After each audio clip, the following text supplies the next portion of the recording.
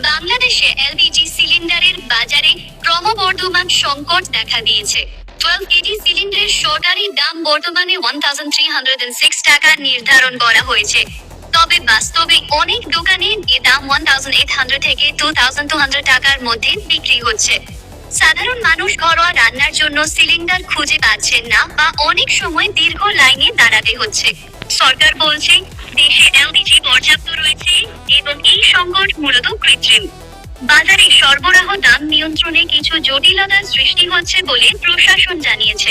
জেলা উপজেলা প্রশাসন মোবাইল কোর্ট পরিচালনা করছে, যাতে এই বাজার নিয়ন্ত্রণে রাখা যায় এবং অতিরিক্ত দাম দিয়ে কোনো ধরনের শোষণ না হয়।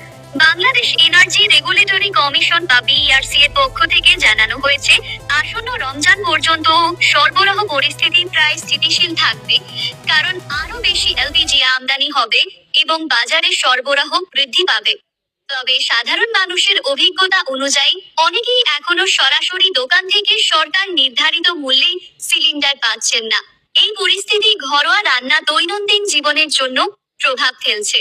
সাধারণ মানুষকে সচেতন থাকার পরামর্শ দেওয়া হয়েছে এবং প্রশাসন বলছে সরকারি দাম অনুযায়ী এলপিজি সিলিন্ডার নেওয়া উচিত এবং অতিরিক্ত মূল্য দেওয়া এড়ানো উচিত। যদি আপনি আমাদের এই ধরনের সরাসরি বাজারের খবর জানতে চান, নিচে লাইক দিন, সাবস্ক্রাইব করুন এবং ফলো করুন গ্লোবেভিউ নিউজ।